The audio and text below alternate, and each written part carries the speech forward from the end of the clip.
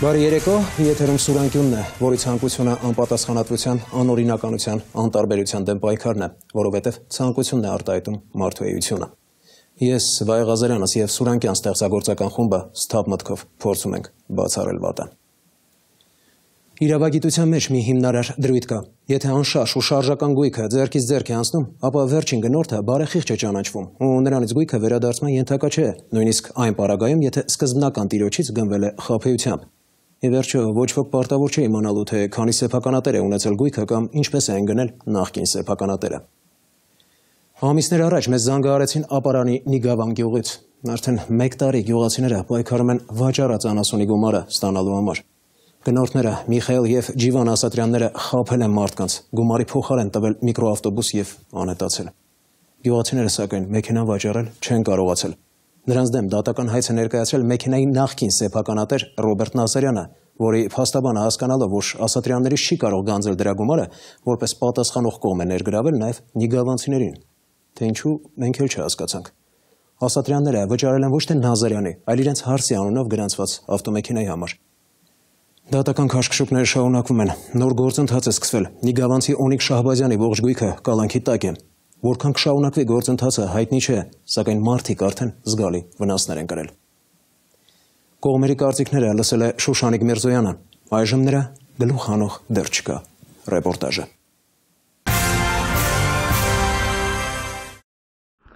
Ապարանում ձմեռը մոտ 6 ամիս է տևում, խոտն ու անասնակերն էլ թանկ են, այնպես որ աշնանը մարդիկ պատրաստ են վաճառել իրենց անասունը առաջին իսկ պատահածին, այն էլ նիսյայով, միայն թե ազատվեն այդ ծանր հոգսից ու գումար ունենան, վարկերը փակելու։ Ապարանի Նիգավան գյուղի մի քանի բնակիչ 2014 թվականի աշնանը շուկայի էին տարել խոշոր եղջերավոր անասուններին և բանավոր պայմանավորվածությամբ վաճառել էին Հնաբերդի բնակիչ Միխայել Ասատրյանին։ $1,300,000 Դավթյան Գեղամ Բովսեպի տվել է 4 գլուխ անասուն $1,300,000-ի։ 9 գլուխ մենք ենք տվել, ցուլիկներ 3 տարի պահել մեծացրել, տվել ենք մարդիկ տարել, այսօր ոչինչ չենք ստանում դրա դիմաց։ 400 անասուն եմ տվել, $1,750,000-ի։ 3 գլուխ էլ ես, 3 տարեկան ցուլիկներ, համաձայնության եկանք տվեցինք։ Շուկայում հանդիպեցինք, մարդը խնդրեց, որ միշտ 20 օր ժամկետով ինձ իր այդ տարավ իր տուն, տանտեղը ցույց տվեց, այդ մարդը, որ ես փախնող մարդ չեմ եւ այլն։ Օրեր անց գնորդը ցլիկ գնելու նպատակով նորից Նիգավան էր գնացել։ Գործարքը կայացել էր, ապրանքը տեղափոխել էր Արմավիրի Նորավան գյուղ, որտեղ եւս տուն ունի։ 20 օրվա ընթացքում 27 գլուխ անասուն տարավ։ Ու ինքը կորավան այդ։ Գնացինք գյուղ չկա, այսյան գնացինք չկա։ Ասում են հիվանդանոցում, հիվանդանոց գնացին, որտեղ մատնանշում են չկա մասի շրջանում։ Որ տղաների տունը օրը մեկի տունը բանի մնում է օրը մեկի տունը Որտին Ռուսաստանում էր, որը մեքենան մեզ տվեց։ Ջիվանենք այդ մեքենան վերցրել են Ռոբերտ Նազարյանից, ինչ որ համաձայնության են եկել մաս վճարելու, նոտ եւ մռույում կատարել են համապատասխան գրանցում, անվանափոխություն է գնացել մեքենայի։ Մեքենան անվանափոխել են իրենց հարսի անունով, հարսից էլ մենք վերցրել ենք մեքենան նորից մռույում, նույն ձևի։ Հետո պարզվեց, որ նա փաստացի ամուսնական կապի մեջ էլ չի այդ մարդու հետ։ Մենք փորձում ենք գտնել Միխայելին եւ Ջիվանին ու Հնաբերդ ենք ուղևորվում։ Կասեմ, բայց Միխայելը շկա ժամանակը չի։ Ծախել ենք, դժվել ենք, ճիշտ ասեմ։ Ինչով եք դժվել։ Գումարի մեջ մենք ասենք առել ենք ինչ 300,000 ոնց որ կհիշեմ, այդքան բայց ծախվել է 200,000-ով։ Դες ամեն մի անասունի մեջ ինչքաններ են գնենք, շատ ենք դժվել, բերին կես չկար, նիարան անասունները, ուսենք այդ մարդու հետ մխոն գնացել խոսակցության բան, Իսկ այդ մեքենայի պատմություն, այդ մեքենան Ջիվանի կինն է։ Հիմա նայեք, ես եթե խնդրեմ, կարող է ինձ իր համարը տա։ Ես նրա համար չգիտեմ, քրոջը։ Ինք իր հորտունն է, տղես խոպան է, ես ըտկանը գիտեմ։ Արագատի շրջանում նույն մարդը, նույն մեքենան նորից դրա փոխարեն մեծի հետ են տվել այս մեքենան։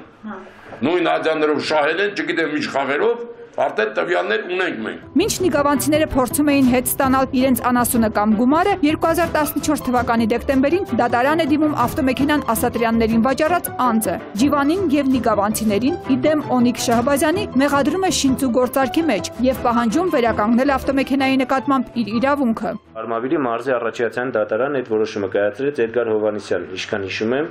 այդ որոշումը կայացրեց, որ մենք պետք է մեքենան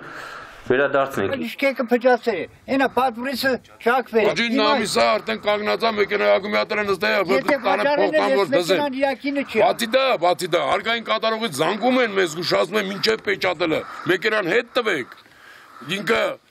արդարացի ձևով տանի մեքենան ձեզանից։ Եթե ոչ, ասես կտանեն։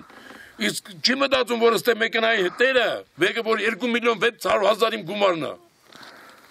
Այդ մեքենայի տերը ազատամարտիկ տղա, որ դուզգունի տուն էլ չունեմ։ Ես էլ Առաքելյանի բողոքը վճիռը տվել եմ վերաքննիչում բողոք է։ Բողոքարկել են վերաքննիչում, վերաքննիչը այս ամեն ուսումնասիրելով մերժում բեկանել Առաքելյանի դատը։ Չոբան մարդի գազգրանք դատը։ Հենց ինչ որ երել է, այդ հոկտեմբերյանի դատավորներ է։ Նա կապ է ունեցել դու հաստատ։ Մարդիկ իրար հետ գործ են անում։ Մի հարվածով երկու նապաստակ կգցեն, մի հատ անասունները թողը մեզ չեն տա, մի հատ էլ մեքենան հետ կտանեն։ Ինչո՞վ եք փաստաբանների վճարում։ Ես ոսկի եմ դրել, տոկոսով վերցրել, մուրջանել եմ։ Իրար հետ միացին, հորեպորս տղան է, իրար հետ էլ ստացել ենք, 1 միլիոնիկ նա ստացել ենք։ Ես այդ կանալ ասունը բայ իրան կամ ուտե, այսօրի մեր խեմբալանգում ծառայում է, մարդղաշ երեխեց, իրեք տղեն է բանագում ծառայել է, ներգուսը մերն է հիմա ծառայում, հիմա այս ռոբեին օպուզ է եկել, ես գումար չունեմ նա ճանապարհում։ Այս խես ճուղացիկը ինչ մեղք ունին, որ անասուն է բայ է, խապ դրին, մարդ է եկել է ասել, մարդ է տանեք ու դա։ Տարե ուրացել է չէ դրե, հիմա այս մարդիկ ինչ են, ում պողոքին։ Օգոստոսին հակառակ կողմը վճռաբեկ դատարան է դիմում։ Արդյոք գործը վարույթ կընդունվի, պարզ կդառնա մինչև դեկտեմբեր, սակայն անկախ վճռաբեկի որոշումից հարցը սրանով չի փակվի։ Մեկ այլ հայցով Նազարյանը Շահբազյանից փոխհատուցում է պահանջում եւ որպես գրավի առարկա է դիտվում նույն չարաբաստիկ ավտոմեքենան։ Այս գործը իսկական կարուսելի օրինակը բերեց սորությունելու մեզի, որ նստեք Առաքելյանի դատարանից գնացեք, հասեք վճռաբեկ դատարան, նորից կշրջանցեք։ Իդեպ, մենք փորձեցինք խնդրի մասնավորապես երրորդ կողմից պահանջների հիմքերի շուրջ պարզաբանում ստանալ նաև Նազարյանի փաստաբանից։ Նա հարցազրույցից հրաժարվեց, նշելով, որ ասելիք չունի, դատարանում իր գործն է անում։ Շուշանիկ Միրզոյան, Զոհրաբ Քարամյան, Սուրանկյուն։ Նախորդ շաբաթ անդրադարձել էինք Հավի մսի շուկային։ Հաշվի առնելով ահազանգերը, լաբորատոր փորձաքննության էինք հանձնել ներկրված ու տեղական արտադրության հավի միս ու հավ։ Ստանդարտ դիալոգ լաբորատորիայում փորձաքննության արդյունքները ցույց էին տվել, որ ներկրված թռչնամսի 3 նմուշից 2-ում մանրեներ կան, այդ թվում սալմոնելայի։ Տեղականի 2 նմուշում միկրոբային աղտոտվածություն էր հայտնաբերվել, մեկում նաև հակաբիոտիկ։ Սննդամթերքի անվտանգության պետական ծառայությունը մեր անդրադարձի հիման վրա անցնող շաբաթ դիտարկումներ եւ մշտադիտարկումներ է սկսել Մայրաքաղաքի մի շարք խանութների ցանցերում եւ հավարտադրող ընկերությունում։ Արդյունքները հայտնի կդառնան ծառայության լաբորատոր փորձաքննության ավարտի միայն, ուստի հավատարիմ հետևողական աշխատանքի մեր սկզբունքին թեմային կանադառնանք առաջիկա թողարկումներից մեկում։ Հոկտեմբերն աշխարհում կրծքագեղձի քաղցկեղի դեմ պայքարի ամիս է հայտարարված։ Այս հիվանդությունը կանանց շրջանում ամենատարածվածն է համարվում։ Մեր երկրում յուրաքանչյուր 14-րդ կինը ունի կրծքագեղձի քաղցկեղ։ Իդեպ վիճակագրությունը տարեցտարի փոխվում է, քանի որ միայն հետազոտությամբ է բացահայտվում խնդիրը։ Մեզանում որպես կանոն բժշկի են դիմում, ինչպես ասում են, դանակը ոսկորին հասնելուց հետո միայն, ինչի պատճառով ավելի է բարդանում բուժումը։ Մասնագետները կարևորում են կանանց ամենամյա պրոֆիլակտիկ զննումը, քանի որ այդ դեպքում է հնարավոր գոյացության հայտնաբերումը վաղ փուլում եւ միայն այդ ժամանակ է բուժումը հնարավոր։ Ըստ մասնագետների, քաղցկեղի առաջացման հիմնական պատճառներից են ժառանգականությունը, վատ սովորույթները, էկոլոգիան եւ ստրեսը։ Չզարմանաք, բայց կրծքագեղձի քաղցկեղ են ունենում նաեւ տղամարդիկ։ Հայ-ամերիկյան առողջության կենտրոնում մինչ օրս հետազոտված 1200 տղամարդկանցից 40-ի մոտ քաղցկեղի այդ տեսակն է հայտնաբերվել։ Այդուհանդերձ, անգամ եթե կրծքագեղձի քաղցկեղը ոչ վաղ շրջանում է հայտնաբերվել, մասնագետները այն մահվան դատավճիռ չեն համարում։ Ավելին, մեր երկրում միջազգային լավագույն փորձի կիրառման արդյունքում հնարավոր է խուսափել վիրահատությունից։ Կանխարգելում այժմ բուժումը թանկ, պատմում է Սոնա Դանիելյանը։ Աշխարհում յուրաքանչյուր 23 վայրկյանում մեկ կին հիվանդանում է կրծքագեղձի քաղցկեղով, յուրաքանչյուր 60 վայրկյանում մահանում այդ հիվանդությունից։ Սրանք Առողջապահության համաշխարհային կազմակերպության տվյալներն են։ Ինչպես ամբողջ աշխարհում, այնպես էլ Հայաստանում կանանց հիվանդությունների թվում առաջինը քաղցկեղի այս տեսակն է։ Կրծքագեղձի քաղցկեղը զբաղեցնում է մոտավորապես 16%, եւ հիվանդացիության ցուցանիշը ինքը զբաղեցնում է առաջի տեղը, իսկ մահացության ցուցանիշը երկրորդն է, բայց մինչև 55 տարեկան կանանց մոտ ինքը զբաղեցնում է առաջի տեղը մահացության ցուցանիշը։ Ամեն տարի մեր երկրում հազարավոր կանանց մոտ զարգացման տարբեր փուլերում հայտնաբերվում է կրծքագեղձի քաղցկեղ։ Մասնագետների գնահատմամբ այն ոչ միայն հաճախակիացել է, այլև երիտասարդացել։ Միայն անցյալ տարի կրծքագեղձի քաղցկեղ է ախտորոշվել 1210 կնոջ մոտ, որը նախորդ տարում արձանագրվածներից ավելի է 124-ով։ Որ ես նոր եմ սկսում աշխատել, ես ամենեթե ջահել կանանց չեմ տեսել, բայց հիմա խոսքի 26 տարեկան 30 տարեկան արդեն զարմանալի չի։ Վերջերս մենք դեպք ունեցանք, երբ 16 տարեկան մի աղջիկ, ով չուներ իր գենետիկ պատմության մեջ քաղցկեղ, ուներ 4-րդ աստիճանի արդեն քայքայման մեջ գտնվող քաղցկեղ։ Կան կրծքագեղձի քաղցկեղի առաջացման մի շարք գործոններ։ Դրանցից են ժառանգականությունը, հորմոնալ խանգարումները, սթրեսը, էկոլոգիան եւ այլն։ Հավանականությունը, եթե կնոջ մոտ սկսել է վաղ դաշտան կամ ավարտել է բավականին ուշ, եթե տարել է ճառագայթային բուժում ջահել տարիքում, այսինքն 15-ից 18, քիչ կերակրել է, չի ծննդաբերել, դա բոլորը ոչ դրական գործոններ են, որոնք կարող են հետագայում բերեն կրծքագեղձի քաղցկեղի առաջացման։ Հայ-ամերիկյան առողջության կենտրոնի վիրահատարանում ենք։ Այս պահին բուժանձնակազմը նախապատրաստում է կրծքագեղձի քաղցկեղի հերթական վիրահատությանը։ Հիվանդը 40 տարեկան է, կրծքագեղձի բարորակ գոյացություն ախտորոշումով։ Սովորաբար բարորակ գոյացությունները հազվադեպ ենք վիրահատում։ Քոր բիոպսիայից հետո հայտնաբերվել է հիպերպլազիա հյուսվածքի, դա նախաքաղցկեղային ֆոն է, որը հետագայում կարող է ենթարկվել կազմափոխության։ Հայ-ամերիկյան առողջության կենտրոնում գործունեության մոտ 20 տարվա ընթացքում հիվանդությունն ախտորոշվել է 9000 կնոջ մոտ, որոնցից հնարավոր է եղել փրկել մոտ 5300-ի կյանքը ուռուցքը վաղ փուլում հայտնաբերելու շնորհիվ։ Վիճակագրությունը ցույց է տալիս, որ կանանց 25-ից 30%-ը բժշկի է դիմում բավականին ուշացած։ Այսօր հետազոտված դեպք մենք ունենք քաղցկեղի բացահայտ իրավիճակ։ Եթե տիկինը դիմեր մեզ նույնիսկ 10 տարի առաջ, մենք կարող էինք հայտնաբերել շատ չնչին փոփոխություն, որը եւ կգրանցվեր որպես նախաքաղցկեղ։ Եթե կինը գալիս է վաղ փուլերում, փոքր գոյացության դեպքում, որպես կանոն կուրսը պահպանվում։ Երբեմն ունենում ենք իհարկե դեպքեր, երբ շատ բարձր թողի վիճակում է կինը գալիս բժշկի եւ բժիշկ ուղղակի անելանելի վիճակի մեջ է հայտնվում։ Կենտրոնում բացման օրվանից կատարվել է հիվանդության ավելի քան 222,000 հետազոտություն։ Կանանց գերակշիռ մասի մոտ հայտնաբերվել են բարորակ եւ հավանաբար բարորակ գոյացություններ։ Այս կինն էլ նրանցից մեկն է։ Նրա մոտ հայտնաբերվել է գոյացություն, որը բուժվել է ժամանակին ախտորոշվելու շնորհիվ։ Միգուցե այդ հետևողական այցելությունների շնորհիվ էր, որ բժիշկը կարողացավ ճիշտ ժամանակին հայտնաբերել օրգանիզմում կատարվող փոփոխությունները, որը միգուցե ոչ հետևողական վերաբերմունքի պատճառով հետագայում կյանքին լուրջ սպառնալիք դառնալ։ Հենց այն սարքն է, որում կատարվում է մամոգրաֆիկ զննությունը, որը կրծքագեղձի ռենտգեն թվային հետազոտություն է եւ թույլ է տալիս մեզ բացահայտել կրծքագեղձի ամենաչնչին փոփոխությունները։ Ապացուցված է, որ անցկացնելու սկրինինգային ծրագիր դու մոտավորապես նվազեցնում ես մահացության ցուցանիշը մոտավորապես 24%-ով։ Այս կնոջն էլ նոր էին դուրս բերել վիրահատարանից։ Հեռացվել էր ամիսներ առաջ հայտնաբերված ֆիբրոադենոման, որը կրծքագեղձի բարորակ գոյացություն է։ Դա 1 մմ-ից մինչև 5 սանտիմետր գոյացություն է դառնում։ Եվ հետո եթե հետևողական չես լինում, դառնում է չարորակ ուռուցք։ Մասնագետները հորդորում են ամեն տարի հետազոտվել, որպեսզի հնարավորինս կարճ, դյուրին ու թեթև լինի առողջության վերականգնման փուլը։ Հակառակ պարագայում հիվանդին սպասվում են քիմիոթերապիա, ճառագայթային բուժում, ընդհուպ վիրահատություն, անգամ կուրծքը կորցնելու վտանգ։ Էլ չենք խոսում այն մասին, որ երբեմն նշված միջոցներն էլ են անզոր դառնում։ Այստեղ մենք ունենք քաղցկեղային օջախ, սա քաղցկեղն է եւ սա լիմֆատիկ հանգույցի ախտահարումը։ Եվ այստեղ մենք արդեն քաղցկեղային օջախը ունենք քիմիոթերապիայի երկրորդ փուլից հետո։ Այստեղ արդեն process-ը հետ է զարգանում եւ տիկինը ունի շատ դրական արդյունք եւ ապահովված է տիկնոջ ապագան։ Եթե հիվանդությունը հայտնաբերվում է 0-ական կամ առաջի փուլի, ապա ցուցանիշը առողջացման, այսինքն բուժման դա 100% է։ Իհարկե մեր ցուցանիշն մի փոքրիչ տարբերվում է, բայց ուզում եմ ասեմ, ինչքան դու վաղ հայտնաբերես, այդքան հավանականությունը բուժման բարձր է։ Առասարակը 4 փուլ։ Առաջինից դեպի չորրորդ պրոգնոզը, այսինքն հավանականությունը բուժման կտրուկ վատանում։ Այն ինչ կա, դրանից ոչ միտեղ չենք փախչի։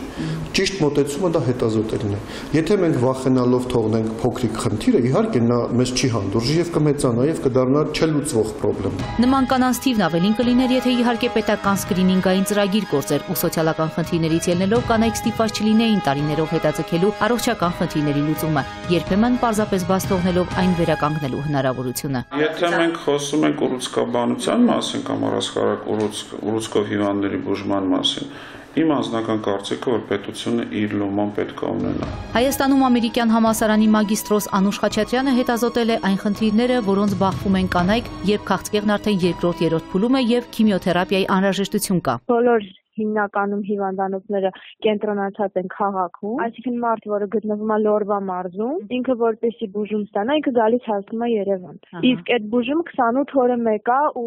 ասենք մարդը քիմիոթերապիա ստանալուց անմիջապես հետո ի վիճակի չի նստի տրանսպորտ գնա տնից, ու ասենք առողջական ինքն իրեն վատ ազգում թույլ է։ Խնդիրներից են նաև իրազեկվածության ախտորոշող սարքավորումների եւ մասնագետների պակասը։ Պետք է բնակչությունը տեղյակ լինի, որ գոյություն ունի տենց հիվանդություն եւ այդ մամոգրաֆիկ սկրինինգը ինչի համար է արվում, որովհետեւ շատ հաճախ ասում են պետք է գնաս մամոգրաֆիայի, մարդիկ տեղյակ չի ինչ է իրենից ներկայացնում։ Վերջերս ես ուղղակի զարմանքով արձանագրեցի, որ մի գյուղում, չեմ ուզում ասել գյուղի անունը, բայց շատ տարօրինակ էր ինձ համար, այդ գյուղում չգիտեին ինչ է սոնոգրաֆիան։ Ինչ վերաբերում է կրծքագեղձի վիրահատությանը, ապա պետք է նշել, որ մեզ մոտ արդեն կիրառվում է միջազգային փորձը եւ շատ կանայք, որոնց ցուցված է կրծքագեղձի արմատական հեռացում, այլևս ստիպված չեն լինի առանց կրծքի մնալու։ Բժիշկները հուսադրում են, որ այս հիվանդությունը վաղուց մահվան դատավճիռ չէ։ Պարզապես պետք է ուշադիր լինել առողջության նկատմամբ, պարբերաբար հետազոտվելով։ Սոնա Դանիելյան, Գառնիկ Սիրեկանյան, Սուրանգյուն։ Բոլոր իրավիճակներից իրոք որ ելք կա, դիմանալ եւ համբերել է պետք։ Նախորդ թողարկմանը պատմել էինք Գյումրիի տնակային ավանում ապրող Կիրակոսյանների ընտանիքի ցավի, հոգսի, մտահոգության եւ հուսահատության մասին։ Նրանց տունը ոչնչացրել էր հրդեհը։ Մարդիկ շվարած, չգիտեին ինչ անել, որտեղ օթև անել, ինչպես սնվել, ինչ հագնել, մանավանդ առջևում ձմեռը։ Րոպեների ընթացքում կորցրել էին տարիների վաստակը, հետնել հավատը, թե ձեռք մեկնող օգնող կլինի։ Բայց, ինչպես ասում են, աշխարհը լի է բարի մարդկանցով։ Հաղորդումից հետո մեր մշտական գործընկերները, ընկերություններ, անհատներ եւ պարզապես սրտացավ մարդիկ արձագանքեցին, օգնեցին ով ինչով կարող էր։ Եվ ամենակարևորը, հավաքված գումարով կարող են նորոգել տունը։ Գոտեպնդվել են անծանոթ մարդկանց կարեկցանքից, գթասրտությունից, բարությունից։ Իրավի, ճիշտ է ասված, բարի մարդիկ են դրախտ գտնում երկրի վրա։ Այժմ Տաթև Մեսրոպյանի բարության անունը մարդ է, տեսանյութը։ Գյումրիի տնակային ավանում հրդեհից տունը կորցրած Կիրակոսյանների հարևանները, եթե կյանքը վտանգելով փորձել էին մարել կրակը, ապա մեր բարեգործները շտապեցին օր առաջ իրենց օգնությունը տեղ հասցնեն, որպիսի վերացնեն կրակի հետքերը եւ կենդանություն տան մոխրացած տարածքին։ Իսկ առաջին նվերը աստվածաշունչն էր, արդեն Կիրակոսյանների բակում շատ ուրախացանք, երբ տեղեկացանք, որ Շիրակի մարզպետ Ֆելիքս Ցոլակյանը եւ Գյումրիի քաղաքապետ Սամվել Բալասանյանը նրանց դրամական օգնություն են փոխանցել։ Շիրակի մարզպետարանը 30,000 դրամ օգնություն է տրամադրել օգնություն նաեւ մեր քաղաքապետարանը, անձամբ Բալասանյան Սամվելի խորհրդականներ եկել, իրեն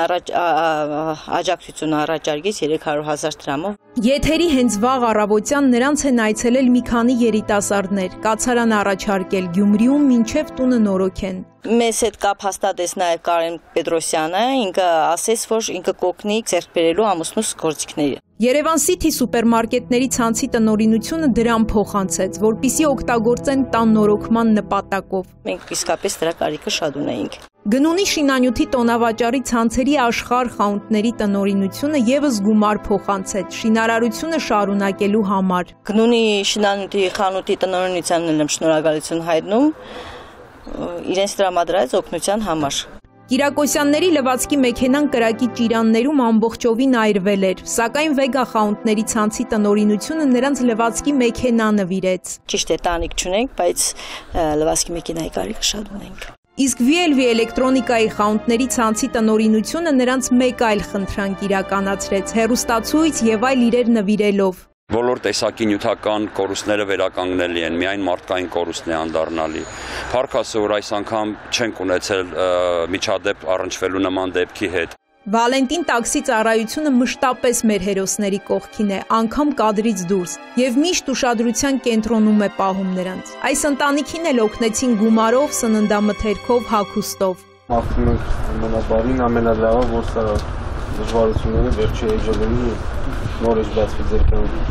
Կոմպլեքս մաքրման կենտրոնը ոչ միայն դրամով օգնեց, այլև ժամանակավոր օգտագործման համար կահույք, սպասք էր բերել, նաև հագուստ։ Կարող է ձեր կյանքի բան չի եղել, առողջության բան չի եղել, մնացած ամբողջը վերականգնողական է։ Այս տարի եւս Հայաստանում լավագույն արտադրողը ճանաչված Բարի Սամարացի ընկերության ներկայացուցիչը իրենց համեղ արտադրատեսակներից սովորականի նման այնքան շատ էր բերել, որ ամիսներ շարունակ սնվելու խնդիր չեն ունենա։ Բացի այդ, ապագա տան համար խոհանոցային սպաս, գազօջախ եւ այլ նվերներ էր բերել։ Թող Աստծո ձեռքը ձեր ընտանիքի վրա լինի եւ ամենակարևորը, որ ձեր ընտանիքի ոչ մի անդամին ոչ մի բան չի պատահել։ Զուզո ընկերությունը մեր հերոսների ամենասպասված հյուրերից է, քանի որ նրանց առօրյան քաղցրացնում է սեփական համեղ քաղցրավենիքով եւ ըմպելիքով, եւ արտադրատեսակները ներկայացնող կերպարներով ուրախություն պարգևում կարիքավոր ընտանիքներին։ Աստված որ բարեգործների արձագանքը այնքան շատ լինի, որ վարքյանների ընթացքում այն ինչ որ կորցրել եք, շատ կարճ ժամանակահատվածում էլ հետ վերադարձնեք։ Sweet Dream քաղցրավենիքի արտադրամասի սեփականատերերը ոչ միայն իրենց համեղ արտադրատեսակներով քաղցրացնում են կարիքավոր ընտանիքների առօրյան, այլև մեզ հետ այցելում են նրանց տեղեկացնելով մշտական աջակցության մասին։ Հուսով եմ, որ ձեր հին ինձ ավելի լավ թիմը կկառուցվի ու ոչինչի կարիք երբևէ չես ունենա։ Կիրակոսյանները բաց երկնքի տակ հայտնվելուց հետո հատկապես սնվելու խնդիր ունեին։ Արզնի տոհմային տնտեսության տնօրինությունը մեծ քանակությամբ կատնամթերք եւ հավկիթ էր ուղարկել։ Մեր քրդինքով ապրում աշխատում ստեղծում ենք, բայց հեսա բանից հրդեից հետո իսկապես որ սնետի կարիքն էլ շատ էր զգացվում։ Աղորիքի ներկայացուցիչներն էլ իրենց ընկերության համեղ արտադրատեսակներից եւ ըմպելիքներից էին բերել։ Թող մեր այս արածը բոլորի համար օրինակ լինի եւ ձեր պես ընտանիքներին մարդիկ օգնեն։ Երևանից Ղևոնդը, Ստեփանը, Արտաշեսը, Արթուր Փիրյանի ընտանիքը, Տաքսու Վարորդ Էդգարը դրամով օգնեցին։ Ամերիկայի Միացյալ Նահանգներից եւս Ադամյանների ընտանիքը գումար եւ բոլորի համար մեծ քանակությամբ հագուստ էր բերել։ Բատիկյանները, Միրզոյանները հագուստ եւ հիգենիկ պարագաներ էին փոխանցել։ Շիրակի մարզի Սատար հասարակական կազմակերպությունը հագուստ, սնունդ եւ կենցաղային իրեր։ Հերմինե Սարգսյանը հագուստ եւ այլ նվերներ էր ուղարկել, իսկ Լեգարա բեռնափոխադրող ընկերությունն անվճար տեղափոխեց բոլոր այն բարերարների օգնությունը, ովքեր չկարողացան մեզ հետ տեղ հասնել։ Մենք ուզենք որ տունը սարքենք, իմ թազա այդ գումարով, կարևորն է կրիշ ունենանք վերևը։ Ուսավիճը շնորհակալ ենք, որ մեզ օգնեց աջակցեց։ Եվ վերանորոգեցին, մենք եթե կանչենք հրավիրենք մեր տունը բնակարանը, շնորհավորենք։ Թվում է, թե ամբողջ ունեցվածքը կորցրած եւ բաց երկնքի տակ հայտնված մարդուն այլևս անհնար է ժպիտ պարգևել, ու անգամ նրան պատկերացնել պարելիս։ Բայց Բումբումիկի հերոսներին դա հաջողվեց, չէ՞ որ այսօրվանից նրանց համար նոր կյանք է սկսվում, նոր իրականությամբ եւ նոր երազանքներով։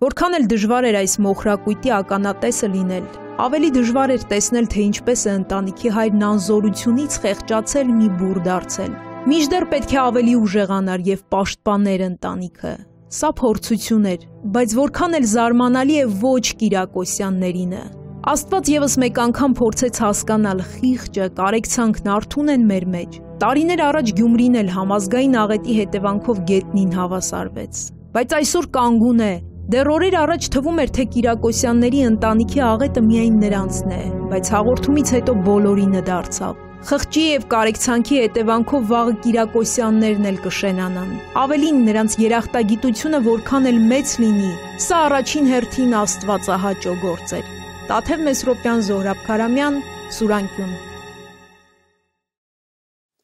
Թողարկման երկրորդ հատվածում դիտեք։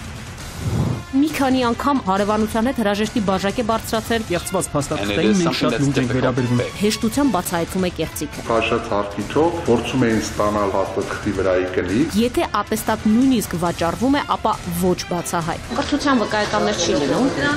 Պահանջում են $1200։ Ինչ որ պետական պաշտոնյա է ձեռք բերել։ Մեզանում հայտնի օլիգարխներ որակվել են Ամերիկայի համար անցանկալի անձ։ Օգտագործում է տվյալ կեղծված փաստաթուղթը։ Մինչև վերջ ջանում են ստվերում պահել նրանց։ Մահացած ազգականս է ձեռք բերել։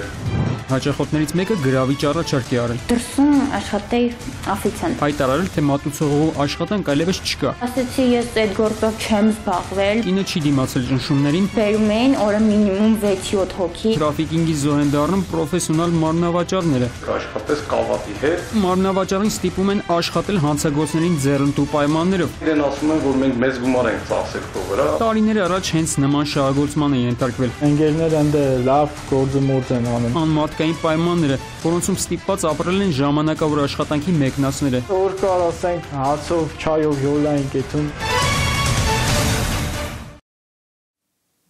Բացահայտվել են գրին քարտով Միացյալ Նահանգներ մեկնելու նպատակով փաստաթղթերի կեղծման դեպքեր։ Լուրը որքան անսպասելի էր, նույնքան էլ սպասելի։ Սպասելի, քանի որ մեզանում փաստաթղթերի կեղծման դեպքերի մասին հաճախ ենք լսում։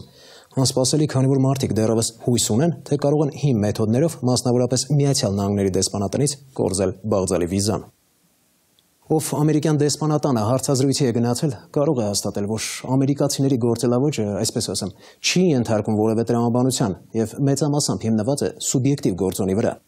Այսինքն, բացարձակ նշանակություն չունի, թե ինչ փաստաթուղթ է ներկայացնում։ Բավական է հարցազրույցավարը խոսքի տոնայնության, շարժուձևի մեջ, հավաստիացումներում անհամապատասխանություն զգա եւ ինչպես իրենք են ասում, see you soon, այսինքն դեռ կհանդիպենք։ Ներկայացվածը վերջերս հաստատել է նաև Հայաստանում Միացյալ Նահանգների հյուպատոս Ֆրանկ Տուն, նշելով, որ վիզայի գործընթացի հարցում բացառապես հիմնվում են հարցազրույցի վրա եւ որոշումը կայացնում անհրաժեշտ հարցերի միջոցով։ Հաշվի առնվում կարևոր երկու հանգամանք։ Առաջինը, եթե փաստաթղթերում աշխատանքի կամ սեփականության վերաբերյալ տվյալները հավաստի են, ակնկալվում է, որ դիմումատուն առանց փաստաթղթի կարող է անկաշկանդ խոսել դրանց մասին։ Եվ երկրորդ, փաստաթղթերը միշտ կարելի է կեղծել, իսկ մեխանիզմները գնալով կատարելագործվում են։ Ուստի առանցքային են համարում հարցազրույցը եւ նախընտրում լսել դիմումատուի ասելիքը իր կարգավիճակի մասին, խնայելով փաստաթղթերի հավաստիությունը բարձելու միջոցներ եւ ժամանակ։ Այնպես որ զուր ժամանակ մի վատնեք։ Էլ չեմ ասում, որ նպատակն արդարացնում է միջոցները կարգախոսով առաջնորդվողները ինքնագործունեության համար կարող են ենթարկվել քրեական պատասխանատվության։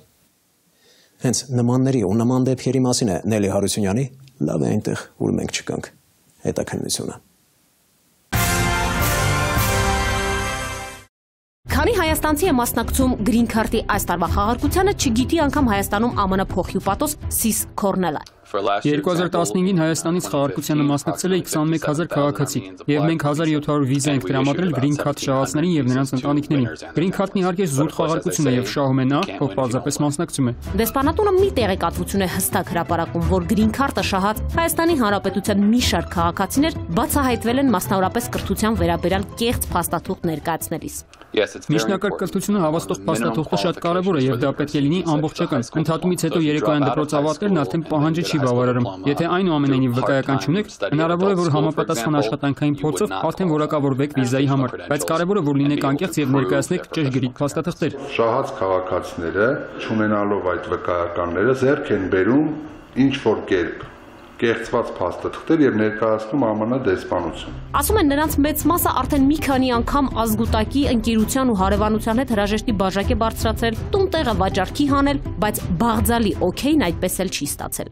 Միջնակարգ դպրոցի ատեստատը անչափ կարևոր է վիզա ստանալու համար, բայց դա նաեւ դժվար է իրականում կեղծել, իսկ կեղծված փաստաթղթերին մենք շատ լուրջ ենք վերաբերվում։ Կարծես թե անկեղծությունը առհասարակ վիզա ստանալու համար Միացյալ Նահանգների թերևս կարևոր շտախապայմաններից է։ Միանգամայն ճիշտ է։ Վերջին ժամանակահատվածում Ամերիկայի Միացյալ Նահանգների դեսպանության հետ համագործակցության ընթացքում ունենք արդեն կեղծ կրթության վկայականներ ներկայացնելու 11 դեպք։ Եթե մենք նկատում ենք որևէ կեղծ փաստաթուղթ, հարցում ենք կատարում արտաքին գործերի նախարարություն։ Եթե հաստատվում է, որ կեղծիք է, մենք դա ներկայացնում ենք ԱՄՆ իրավապահ մարմիններին եւ նրանք համագործակցության շրջանակում այդ մասին տեղեկացնում են արդեն Հայաստանի իրավապահներին։ Գրեթե բոլոր դեպքերում կեղծվում է ձևաթուղթը։ Ձևաթուղթը կեղծվում է հիմնականում բազմացնող գունավոր տպից սարքերի միջոցով, շիթային կամ լազերային պրինտերների միջոցով, որոշակի փոփոխություններ մտցնելով թվային տվյալներ։ Հայտնաբերված դեպքով կատարվում է դատափաստաթղթաբանական փորձաքննություն եւ տեխնիկական հետազոտություն, որի արդյունքում հեշտությամբ բացահայտվում է կեղծիքը։ Մինչ տեխնիկական առաջընթացի ընձեռած անծայրածիր հնարավորությունները փաստաթղթերը կեղծվում էին ավանդական համարվող եղանակով, հավկիթի միջոցով։ Խաշած հավկիթով իրենք փորձում էին ստանալ արտատպելու եղանակով ինչ որ իրական փաստաթղթի վրայի կնիկ, սա հիմնականում կնիկները կեղծելու մեթոդներ եւ դրանով կարողանում էին արդեն իրենց կողմից կեղծված փաստաթղթի վրա արտատպել իրական ինչ որ պետական հիմնարկության կնիքը։ Մեզ են հարցումներ անում շատ անվտանգությունից, քննչականից, որ ճշտելու համար բարձում է մենք ուրիշ ենք տվել։ Ու կեղծ ինչ որ միտեղից այդ նույն համարի տակ կարող է դուրս է գալիս։ Այս վերջերս շատ է լինում, դաժե 8-ի վկայական եմ ասվել է շատ։ Կրթության և գիտության նախարարության կողմից ներդրված էլեկտրոնային համակարգի միջոցով վայրկյանների ընթացքում հնարավոր է պարզել, այսինչ համարի վկայականը ում է տրվել։ Մտցնում են անունը, դիպլոմի սերիանը գրած է։ Եթե մուտքագրված է նորմալ ցույցատարը, ուրեմն իրանն է։ Գործընթացը ակտիվացել է հատկապես վերջին 5 տարում։ Ռուսաստանից էին հարցում արել նոր, Բուլղարիայից են հարցում արել նոր, էլի իրոք նա ավարտել է, թե չէ, ատեստատի վերաբերյալ է, հենց մի շաբաթ առաջ։ Էմիգրացիոն ծառայություններից է շատ եկել Ռուսաստանից, Ամերիկայի դեսպանատնից էր եկել, մեր արտաքին կապերից է շատ գալիս Հունաստանից։ Ըստ դպրոցների, բուհերի ու կրթական այլ հաստատությունների հայտերի, նախարարությունը ամեն տարի պատվիրում է համապատասխան թվով վկայականներ, դիպլոմներ եւ բաշխում հաստատությունների։ Ակտով տրվում է այս համարը, օրինակ տարել է այս բուհը, այս քոլեջը, հետո ակտերը մեզ ներկայացնում են։ Մեր համարները սկզբից հերթականությամբ գնում ամեն տարի այս քանակությամբ այս համարից այս համարը տպվում է։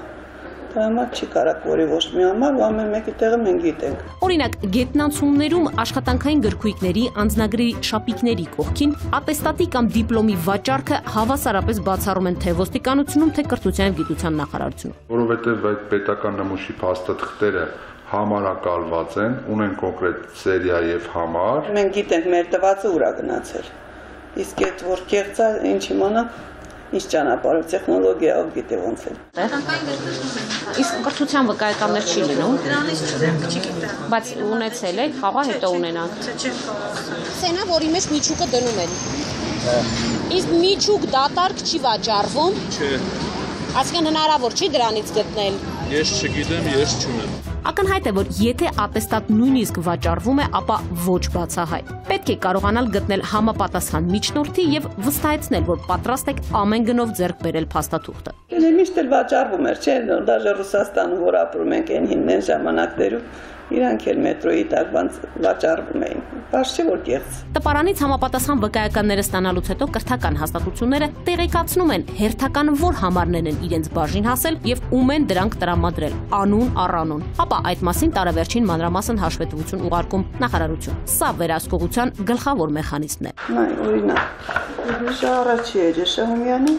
թիվ 1 դպրոց։ Այսքան շրջանավարտ է եղել 14, այսքան վկայական է տրվել այս համարները։ Հերթականությամբ բաշխում են, գրում են, որ ստացել են։ Կնքած ստորագրատիրը դպրոցը։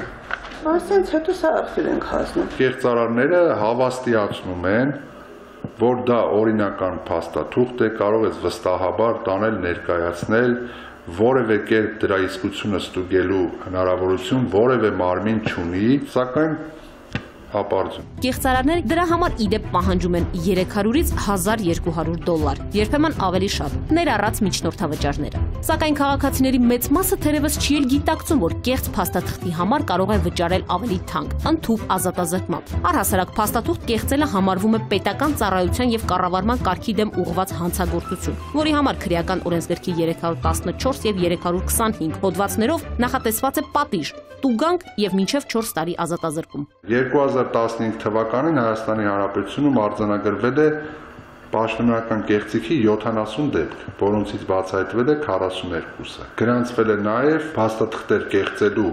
196 դեպք, որից բացահայտվել է 104-ը։ Հստակեցնեմ, պաշտոնական կեղծիքը կոնկրետ պաշտոնատար անձի կողմից շահադիտական կամ անձնական այլ դրդապատճառներով կատարվող կեղծիքն է։ Մյուս դեպքերում առանձին անհատի կամ խմբի կողմից կատարվող զեղծարարությունն է։ Իդեպ ոստիկանությունում չկա արձանագրված թեկուզ մեկ դեպք, երբ կեղծ փաստաթղթի հետքերով հաջողել են բացահայտել բուն կեղծարարի։ Թերևս նաև այն պատճառով, որ նրանց ծառայություններից օգտված քաղաքացիները մինչև վերջ ջանում են ստվերում պահել նրանց։ Իբր մահացած ազգականս է ձեռք բերել, ծանոթս է ձեռք բերել, որը մահացել է, ինչ որ պետական պաշտոնյա է ձեռք բերել, որը մահացել է, օժանդակել է դրա ձեռքբերմանը։ Նույնիսկ հանգուցյալի միջոցով ձեռք բերած կեղծ փաստաթուղթ օգտագործելը քաղաքացուն բոլորովին չի ազատում պատասխանատվությունից։ Տեղյակ լինելով ինքը օգտագործում է տվյալ կեղծված փաստաթուղթը, գիտակցելով, որ ինքը նշված դպրոցի շրջանավար չի հանդիսացել։ Դրա համար բնականաբար պետք է ենթարկվի քրեական պատասխանատվության։ Կրթության վկայականը միակ կեղծվող փաստաթուղթը չէ, որ Հայաստանի Հանրապետության քաղաքացիները պարզվում է հաճախ ներկայացնում են մեր երկրում Ամերիկայի Միացյալ Նահանգների, նաև այլ երկրների դեսպանատներ։ Մենք շատ տարբեր տեսակի կեղծված փաստաթղթեր ենք տեսնում՝ կեղծ բանկային հաշիվներ, կեղծ աշխատանքային թղթեր, հարաբերությունները հաստատող կեղծ լուսանկարներ, ինչ որ գործնական ելույթների կեղծ տեսագրություններ։ Իդեպ մասնավորապես ԱՄՆ դեսպանատուն կեղծ փաստաթուղթ ներկայացնող քաղաքացիները հերիք չէ ազատազրկման կարող են դատապարտվել, հետնել ՑՄԱՀ Միացյալ Նահանգների վիզա անձնագրում չեն տեսնի։ Սակայն կա մխիթարանք բոլոր մերժվածների համար։ Ամերիկայի Միացյալ Նահանգների դեսպանատան համար Հայաստանի Հանրապետության բոլոր քաղաքացիները իսկապես իրավահավասար են։ Նույնիսկ մեզանում հայտնի օլիգարխներ, չնայած իրենց միլիոններին, միլիարդներին ու բյուր հնարավորություններին, վերջերս որակվել են Ամերիկայի համար անցանկալի անձ։ Նելի Հարությունյան, Զոհրաբ Քարամյան, Սուրայգյուղ։ Վերջերս պատմել ենք Իրանի քաղաքացուն սպանելու համար 1995 թվականին Մահապատժի, հետագայում ՑՄԱՀ ազատազրկման դատապարտված պատերազմի երկրորդ կարգի հաշմանդամ Սողոմոն Քոչարյանի մասին, միաժամանակ նշելով, որ նրա առողջական վիճակը ծայրահեղ ծանր է։ Հոկտեմբերի 22-ին ուրախ լուր ստացանք։ Սողոմոն Քոչարյանը Կենտրոն և Նորք Մարաշ վարչական շրջանների ընդհանուր իրավասության դատարանի վճռով հիվանդության հիմքով ազատվել է պատժի հետագա կրումից։ Աննախադեպ որոշում, առաջինը Հայաստանում։ Դատապարտյալ Սողոմոն Արկադիի Քոչարյանին ազատել ՑՄԱՀ ազատազրկում պատիժը կրելու, պատիժը կրելու խոչընդոտով սպանել հիվանդության հիվանդանալու պատճառով։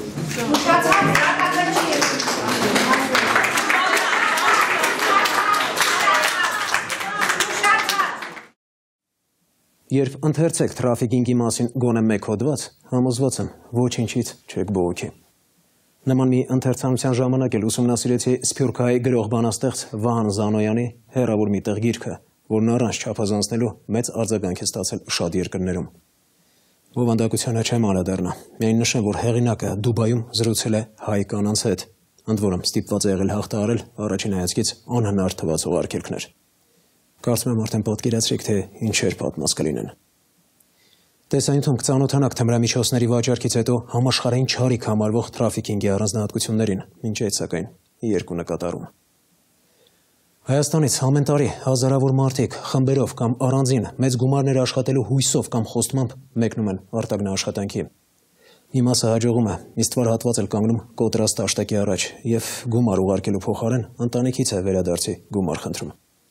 Քանի որ տրաֆիքինգը ենթադրում է մարդկանց ստրկական, սեռական, բռնի և չնչին վարձատրությամբ աշխատանքի տեսքով անօրինական շահագործում, հետաքրքիր է, արդյոք այդ մարդկանց մի մասը տրաֆիքինգի զոհ չէ և արդյոք գործատուն չպետք է ենթարկվի քրեական պատասխանատվության։ Հարցադրումը ոչ միայն հռետորական չէ, այլև հրատապ, քանի որ այդ կերպ ոչ միայն հնարավոր է պարտադրել գործատուին փոխհատուցել, այլև վերականգնել տուժածի բարի համբավը, չէ որ հաճախ ենք լսում։ Այսինչ մարդը բանի պետք չէ, գնաց իբր փող աշխատի, բայց ձեռնունայն վերադարձավ կարգի խոսակցություններ։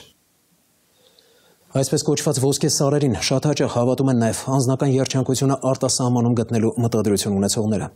Եղել է դեպք, երբ հայ աղջիկը հավատացել է արտասահմանցու սիրո խոստումներին, ամուսնացել, մեկնել վայ փեսայի հայրենիք և կարճ ժամանակ անց ենթարկվել սեռական շահագործման։ Այս ամենը պատմում եմ նրա համար, որ հատկապես ճակատագրական քայլ անելուց առաջ երկար մտածենք և նժարին դնենք դրսի լավ ու վատ կողմերը։ Արմեն Աթալյանի հեռվից զուռնայի ձայնը քաղցր է, հետաքննությունը նվիրվում է թրաֆիքինգի զոհերին։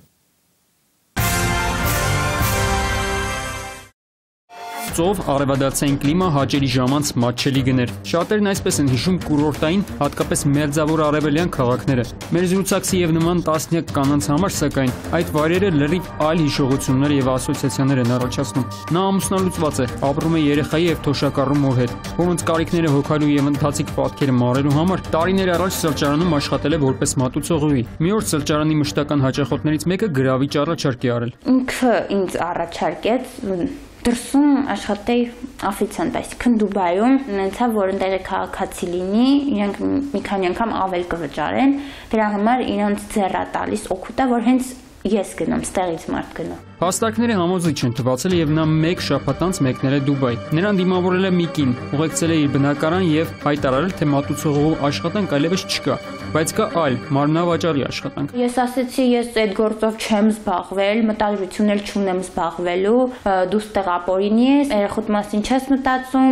մամայիդ մասին չես մտածում։ Օտարության մեջ միայնակ հայտնված կինը չի դիմացել ճնշումներին եւ արել է այն, ինչ պահանջել են։ Իրանք բերում էին օրը մինիմում 6-7 հոգի առանց ինձ ինչ-որ բան հարցնելու։ Օր ա եղել դաժե 10 հոգի են բերել, տապ չունի, հիվանդ ես, լավ չես։ Նախկինում ծեծի դեպքեր են եղել, մենք գիտենք այդ տեսակը, որ մարդուն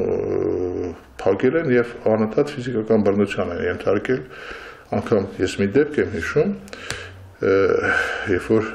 այդ աղջկա վրա ծախախոտ էին հանգցել։ Հույս եւ օգնություն հասարակական կազմակերպության նախագահ Ենոք Շատվորյանը սեռական շահագործման ենթարկվածների շատ պատմություններ է լսել։ Հետագայում հենց նման կազմակերպությունները միմյանց հանդիպելով թրաֆիկինգի զոհերը պարզում են, որ հանցագործներն օգտագործում են նույն մեխանիզմները։ Ամեն անգամ բերում էին ինչ-որ տենց փալաստ փուլուս, ասում էին թանգանոց բուտիկներից են կարել, տենց պարտք էին գրում, ասենք $400, $500։ Ես հիշում եմ, երբ որ կանանց բավականին մեծ խումբ էր, նրանց վրա հաշվում են նաև այն բնակարանի կահույքը, որ հատուկ գնել է։ Այն ինչ-որ ասենք $1000 պայմանական ասեմ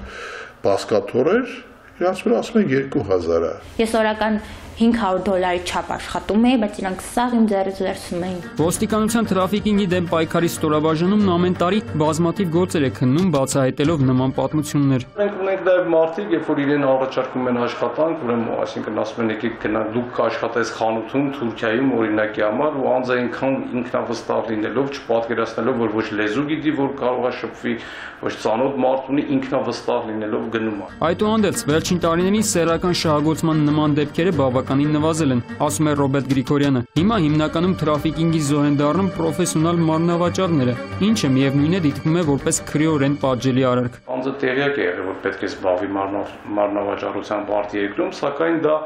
չի նշանակում, որ այդ անձին չեն կարող ենթարկել շահագործման կամ իր նկատմամբ կատարած արարքը չի որակվի որպես թրաֆիկինգ։ Այնտեղ որտեղ որ ես մնում էի, էլի հայ աղջիկներ կային, այնտեղ կային աղջիկներ, որ Հայաստան մարմնավաճառ էին եղել, եկել էին այնտեղ էին աշխատում։ Այս դեպքում մարմնավաճառին ստիպում են աշխատել հանցագործներին ձեռնտու պայմաններով, հակառակ դեպքում սպառնում դաժան հաշվեհարդարով։ Կգաս այսինչ երկիրը կաշխատես կավատի հետ կկիսվես կամ ինչ-որ տոկոսային այլ հարաբերություն կունենաս, ենթադրենք 50-50 պայմաններով կաշխատես մարմնավաճառ։ Անձը գնում հայտնվում է այնտեղ պարզվում է, որ նախ իրեն ասում են, որ մենք մեծ գումար ենք ծախսել քո վրա, այսինքն որը իրականությանը չի համապատասխանում, ծախսած են լինում $500 օրինակի համար, ներկայացնում են որպես 3 կամ $4000 եւ ասում են, որ դու սկզբում պետք է մարես մեր ծախսած գումարները։ Մեր զրուցակիցը մի կերպ է կարողացել դուրս գալ դժոխքից, օգնություն է խնդրել հաճախորդից։ Ինչ-որ մի ատմասկով գոհարենցից պասպորտս մի կերպ վերցրեցի, այդ իմ կլիենտը եկավ, ինձ վերցնի, յանի գնում ենք իրար հետ հարաբերվելու, բայց մենք գնացինք մի հատ տուն, ինքը տուն էր վարձել։ Օրեր անց կարողացել է վերադառնալ Հայաստան։ Այստեղ դիմել է իրավապահներին, որոնք պատասխանատվության են կանչել հայաստանաբնակ միջնորդներին։ Նրանք Դուբայ ուղարկված յուրաքանչյուր կնոջ համար մի քանի $100 են ստացել կավատներից։ Թրաֆիկինգը մարդկանց մոտ հիմնականում ասոցացվում է սեքսի, այսինքն սեռական շահագործման հետ։ Սակայն թրաֆիկինգ կարող է համարվել ցանկացած աշխատանքային շահագործում, որը զուգորդվում է տարբեր տեսակի հարկադրանքով։ Մեր մյուս զրուցակիցը, որը Գեղարքունիքի մարզից է, տարիներ առաջ հենց նման շահագործման է ենթարկվել։ Ունի 3 անչափահաս երեխա ու թոշակառու ծնողներ։ Զբաղվում են հողագործությամբ։ Սոցիալական վիճակը բարելավելու համար մտածել է արտագնա աշխատանքի մասին։ Կողի կեղից մի հատ Վարդան անունով ծանոթ տղա կար, ասավ Եթե գործ չկա ծերդ մեր մոտիկ տղերքայիններն ընդ լավ գործը են անում։ Լան կացին Ռուսաստան։ Գործատուները խոստացել են ապահովել սննդով, կացարանով եւ վճարել ամիսը $500։ Ընդունելի տարբերակ եկամտի աղբյուրից զրկված գյուղաբնակի համար։ Տարբեր գործեր են անում, բորձուրի գործ են անում, ասֆալտ են թափում, ասենք մինչև առավոտից մինչև Իրիկուն աշխատում ենք առանց ժամը պատարակի։ Բայց խնդիրը ծանր աշխատանքը չի եղել, այլ անմարդկային պայմանները, որոնցում ստիպված ապրել են ժամանակավոր աշխատանքի մեկնասները։ Նկուղային պատվալային տեղեր, այդտեղ դոշակները գցած, շատ խոնավ տեղեր էլ, որ կար ասենք հացով, չայով յոլա են կեթում։ Խոնավության մեջ ապրելու հետևանքով կամաց վատացել է առողջական վիճակը, իսկ մինչ այդ փողի երես չեն տեսել։ Արդեն տարբեր ձևի հիվանդությունների ստացել, ֆիզիկապես վիճակի չի աշխատել, հասկանում ես։ Այդ ռևմատիզմը ինչ է, այտենց հիվանդությունների ստացել։ Ասի, ինչ ալում էլ, այս փողը երբ են տալու, այս անիա, վեկալում ես փողը ինչ անես, տանելու ես ստից անիմաց ծախսելու ես, թո մնա ավքվի կեթած մեծ հավ կխոքաս էլի։ Վերջը գործատուներից այդպես էլ 1 կոպեկ չստանալով յուղի հարազատներին խնդրում է պատվեցնել ուղարկել իրեն։ Այդ գումարով ինքնաթիռի տոմս է գնում եւ վերադառնում Հայաստան։ Եկել եմ ըստ իմացել եմ, որ իմ նման շատ մարդիկ կան, էլի տենց որ գնաց է տարի աշխատել են ու տենց Ինչև մի սպասում են, որ վրոձիբը փող տան։ Մի քիչ սխալ կդիտվել է իրավիճակը, տան միլիցան։ Չեն ուզում ասեն։ Առաջել այդ պատճառով, որ հույս ունեմ փողը կուղարկի մի օր։ Ինչի, որովհետև այն մեկին, ինչ որ մեկին այն մյուս գյուղից իրան տվել է։ Իսկ դες բան էլ կա, որ մի մասին տալիս են, մյուս մասին երբևիցե չեն տալ։ Ոստիկանությունում էլ են նշում, որ ի տարբերություն սեռական շահագործման ենթարկված կանանց, աշխատանքային շահագործման ենթարկված տղամարդիկ ավելի դժվար են գործակցում իրավապահների հետ։ Ունեցել ենք դեպք, երբ որ անձը եկել է ներկայացել է, որ իր համար կին է ուզում, անձը ֆիկտիվ այսպես ասած ամուսնացել է, մարզից այդ աղջկան տեղափոխել է Ռուսաստան, որտեղ ինքը եւ իր անկերուհին, որը ապրում էր այդտեղ, ենթարկել են աշխատանքային շահագործման։ Այսպես ասած, կնոջը, քանի որ հենց գլխից նպատակը եղել է ոչ թե ամուսնությունը, այլ ուղղակի մարդ տեղափոխել է, որպեսզի այնտեղ կարողանա հողագործական աշխատանքներ կատարել։ Թրաֆիքինգի համար խիստ պատիժ է սահմանված 5-ից 14, որոշ դեպքերում 7-ից 15 տարի ազատազրկում։ Հայաստանի ոստիկանությունն Ինտերպոլի միջոցով կապ է պահպանում արտերկրի իրավապահների հետ դրսում հայ տրաֆիկորներին պատասխանատվության ենթարկելու համար։ Ճիշտ է, ասում են վերջինները հաջողացնում են խուսափել պատժից, եթե մինչ այդ ընդունած են լինում տվյալ երկրի քաղաքացիություն։ Արմենաթելեն Գառնիկ Սիրեկանյան, Սուրանկյուն։ Կհանդիպենք քիչ անց։ Նեղվում ես, որովհետև անարդար է։ Մի հատ շորտ չուն։ Քիթը խոթել էր տան տանիքի մեջ։ Պատմու ծառն ապա։ Այդ հուզիչ պահ արձանագրել են նաև տեսախցիկները։ Կապ կպում ու պահանջում ասել, թե որտեղ են պահում ոսկեղենն ու գումարը։ Բայց ու պիտի թռնես այ բուրունդու։ Լավ օտություն չի, բա ինչա։ Փողը եք ուզում ասեք տան փողը։ Սակայն որ հսկա զիլը անիվների տակ առնի 2 անցորդի առաջին անգամ էր։ Տար, այդ ռեսը նման խոր հետք ու դաժան հիշողություններ կթողնի։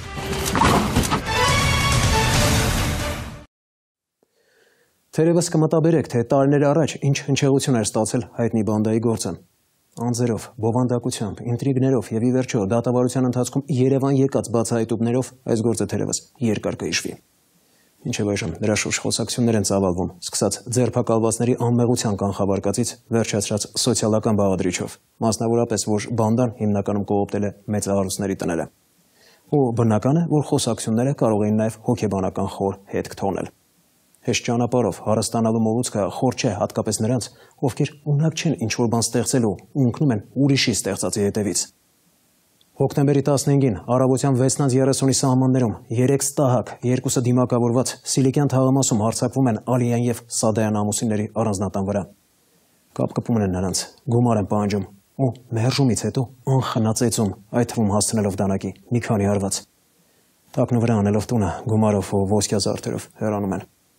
Ինչպես նշեցի, դեպքը տեղի ունեցել հոկտեմբերի 15-ին եւ մենք համապատասխան տեսանյութը անցած թողարկմանը չհեռարձակեցինք, մտածելով եւ հուսալով, որ իրավապահները կար ժամանակ անց կբացահայտեն։ Ցավոք, տականքները դեռ չեն հայտնաբերվել, ինչն էլ ստրես է տուժածների, իսկ իրավապահների համար պատվախնդրություն։ Դատելով կադրերից կհասկանաք, թե ինչի մասին է խոսքը։ Նախորդ թողարկմանն անդրադարձանք Խաչմերուկում վթար վրայերթին, երբ Տոյոտայի հարվածից հետո Նիվան դուրս էր եկել երթևեկելի գոտուց հարվածել լուսակրին ինչի հետևանքով լուսացույցը ընկել էր անցորդների վրա։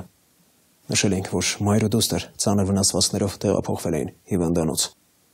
Օրերս տեղեկացանք, որ աղջիկը 17-ամյա Մերիթ Համարյանը մահացել է։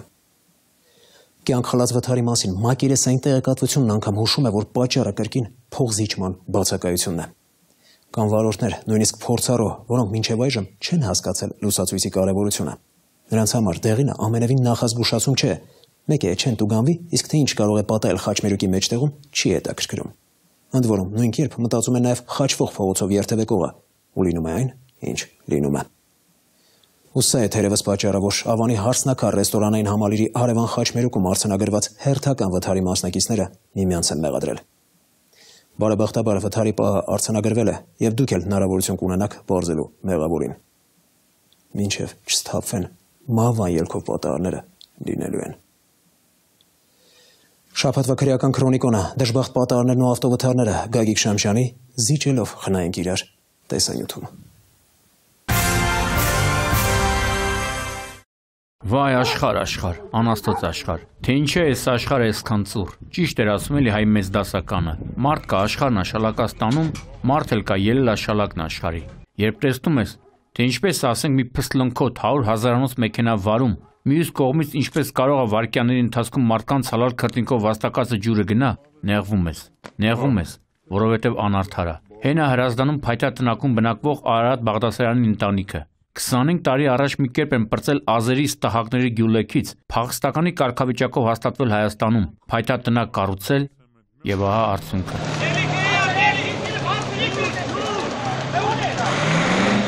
Երեկոյան ժամը 21:30-ին ծակած սերտերի դեմ անզոր գտնվեցին ոչ միայն տան բնակիչներն ու հարևանները,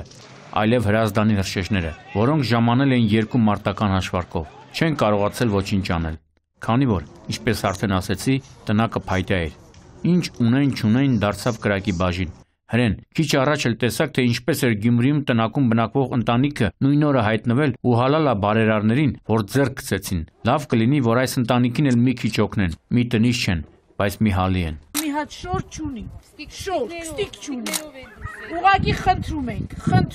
այս մարդկանց անպայման մի բանով օգնեք, գույնե քարով, գույնե սեփականաշնորհեք։ Բացի ձեզանից ըստե ոչ մեկ չի օգնելու։ Գերքերը վառվավ, ոսկիները վառվավ, փողերը վառվավ։ Դե կարևորը մարդու բան չի եղել, հասկանում ենք այդքան բան։ Հասկանում ենք։ Մեկը մեկին ասի տունը տա վառվի, տունը։ Ես ինչ եմ։ Ես ամենավատ բանը։ Լսի, որ երեխեքը Աստծո հրաշքն է այս երեխեքը, որ փրկվել են։ Շատ դժվար է։ Միակ սփոփանքը այն էր, որ հրշեջները կարողացան կանխել կրակի տարածումը։ Թե չէ հենա տեսնում եք, թե քանի տուն կարող էր այսօր ընկնել։ Այդուհանդերձ բնակիչների զայրույթն էլ էր տեղին։ Ասում էին, թե հրշեջները իրենց աշխատանքը արին, բայց քանի որ ջրատարների համապատասխան պայստարանը գտնվում է մոտ 15 կիլոմետր հեռավորության վրա, չէին կարող արագ գնալ գալ։ Կրակն էլ հոյետ հանգամանք հաշվի չի առնում։ Ադա մի հատ որ կպեր ադի բուդի նման է թալու է։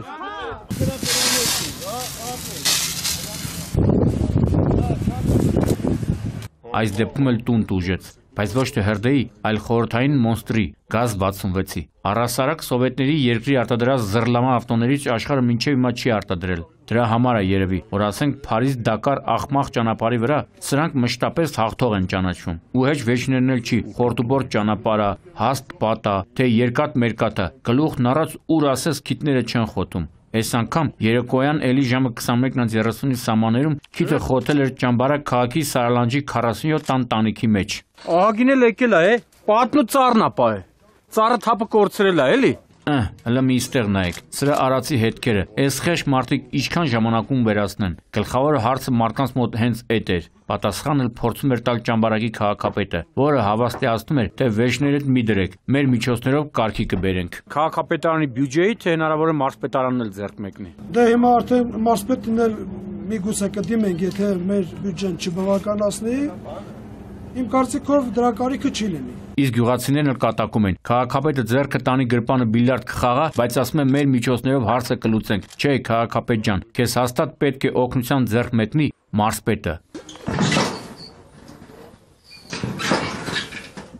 Բայց դե քաղաքապետարանի աշխատակիցներն ու փրկարարներն էլ այդ օրը անզոր գտնվեցին, քանի որ ինչպես նկատում եք, մինես ցեխ էր, որ մի կերպ բուլդոզերներն էին գլուխ անում։ Միակ գործը, որ կարողացան անել, գազ 66-ի ներխուժման հետևանքով տան բակում առաջացած շիլաշփոթի վերացումն էր։ Ու լավ է, որ էժան պրծանք, ոչ վիրավոր, ոչ առավել եւս զոհ չեղավ։ Բայց գարանտի աչքար, քանի որ տանտերը այդ պահին հարևան սենակում քնած է եղել, արթնացել է ուժեղ դրմփոցից ու ականատես եղել այս վիճակին։ Էսի քաշելով դուրս չի գա, մենակ կրանա պետք։ Իսկ հիմա ամենաբոմբը։ Պարզվում է, այս գազ 66-ը հարևանի մեքենան էր, որը կայանված վիճակում չգիտես ոնց ինքնաբերաբար առաջ է շարժվել, ընթացել մի քանի տասնյակ մետր եւ հայտնվել տան տանիքում։ Հոգնել էր էլի կանգնած, այ որ մարդկանց ձեռին գործ լիներ, այս պատկերին ականատես չենք լինի։ Այստեղից է եկե։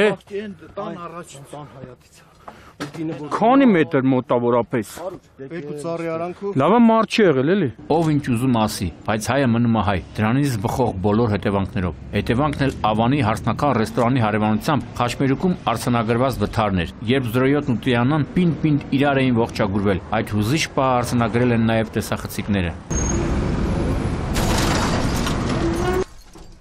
Ու ինչպես հաճախ է լինում նման դեպքերում, վարորդները սկսում են իրար մեղադրել ու պիտակավորել։ Արդեն պարզ է, չէ, թե ինչը պետք է լինի թամաշայի թեման։ Ճիշտ է, կողաշրջված 07-ի վարորդը Նիսանի վարորդին, թե դու կարմիրի տակով ես անցել, են էլ թե ոչ, կանաչից հետո դեռ դեղին չէր վառել, որ անցա, աչքից դու անցար կարմիրի տակ ու տենց շարունակ։ Ու այդ process-ը այնքան տևեց, որ 1000-ից մեկ ճիշտ ժամանակին հասած ապահովագրական ընկերությունների ներկայացուցիչները մի քանի ժամ անցկացրին Խաչմերուկում, մինչև օգնության հասած ճանապարհային ոստիկանության հետաքննիչը փորձում էր գլուխ անել սրանց արածից։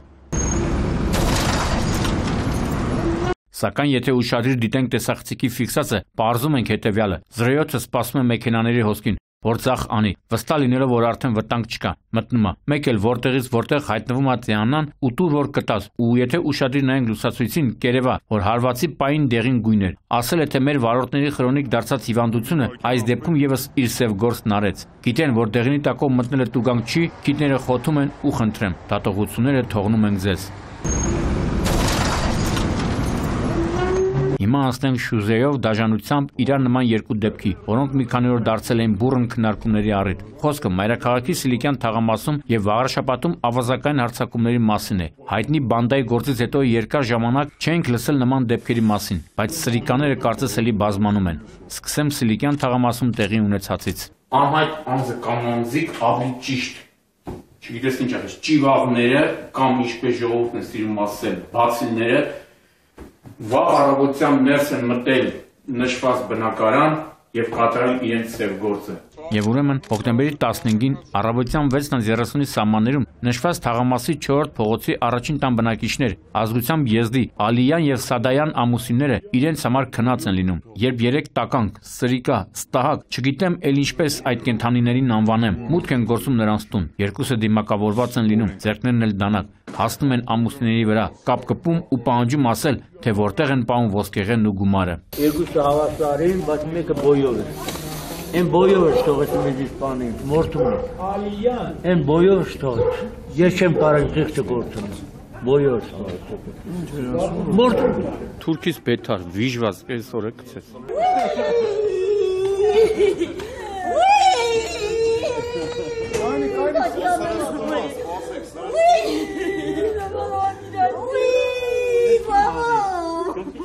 Տեսակ, թե ինչ օրն են գցել ես խեղճ մարդուն, փաստորեն տականքների մեջ եղել է բոյով մեկը, որի խիղճը վերջին պահին սիրեն է տվել ու դրանով փրկել այս մարդկանց կյանքը։ Էս էլ այդ խեղճ մարդու կինը, որը նույնպես անօգնական վիճակում է եւ որին նայելով մարդու սիրտը մխկտում էր։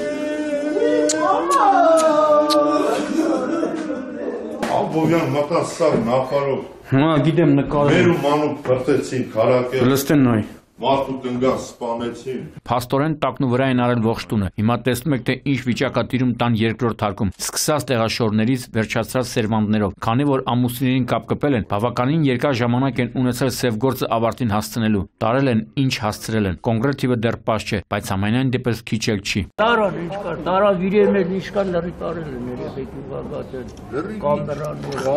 Լրի ինչ կար։ Որ հիվանդանոց եք տեղափոխում։ Հանրապետական։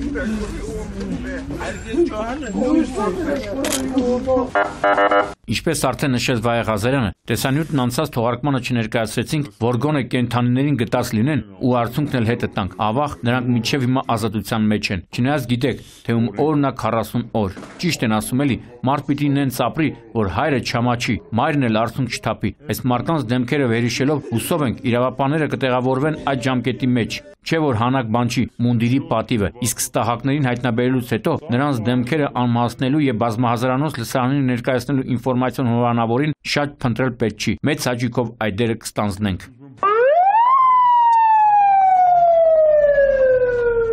Ներկայացված դեպքից ուղիղ մեկ շաբաթ անց պատմությունը կրկնվեց վաղարշաբաթում, բայց այս անգամ ինֆորմացիոն հովանավորի փնտրելու կարիք չկա։ Հեսա ստահակը, որի հայրը կամաչի, մայրն էլ արցուն կթափի։ Սրանց ուղեղն ու խիղճը սպրիչով հանել են ու ոչ տարել ոչ բերել են հոկտեմբերի 21-ին կեսգիշերից քիչ անց կոտրել են Էջմիածնի պիոներական փողոցի 27-ան բնակիչ հիվանդանոցների դռները մոտ 1 տարի չափչփած վատառոշ 63-ամյա Սամվել Սողբատյանի տան դուռը, ներխուժել ներս եւ բռնություն կիրառելով ծեծի ենթարկել, պահանջելով գումար, ոսկա եւ արծաթյա զարդեր։ Ձեր քիչ դանակը վեկալեմ, հելամ կանամ։ Սենտեմ։ Սենտ սպարտվեկով ու սենտ։ Հելամ կանամ դուրը մտավ արդեն։ Դուրը մտավ որ տեսա Մոսկվա, դերնգունի Մոսկվայից էր։ Ասի ախպերն ձեր տաս ինքս ուզում ես տալիս եմ։ Հաստավ մոտիկ մի հատ հապով տես տվել ճակատից, տես շուրը կամ էշքի վրա ու սկսեց քաթով տշել։ Լակոտություն չի բան չա։ Փողեք ուզում ասեք տան թողեք։ Գևորգ Շաբազյան եւ Սամվել Մարգարյան։ Հիշեք այս անունները եւ ֆիքսեք, որ սրանք մարդ կոչվելու իրավունք չունեն։ Տակ հետքերով վաղարշաբաթի ոստիկաններն ու քննիչները հասցրել են բռնել Շաբազյանին, որը ոստիկաններին եւ քննիչներին մատնացուց արեց այն վայրը, որտեղ ընկերոջի հետ հարձակում կատարելուց հետո շպրտել էր կանացի սև զուգագուլպաները, խոհանոցային դանակը, որի վրա հայտնաբերվել են այրան հետքեր, եւ որը գնել էր խանութից, եւ այն դանակը, որը պատկանել է տուժողին Սամվել Սողբատյանին։ Իդեպ տարեց մարդը ապրում էր մենակ ու նրան ծեծված վիճակում հայտնաբերել էր փեսան։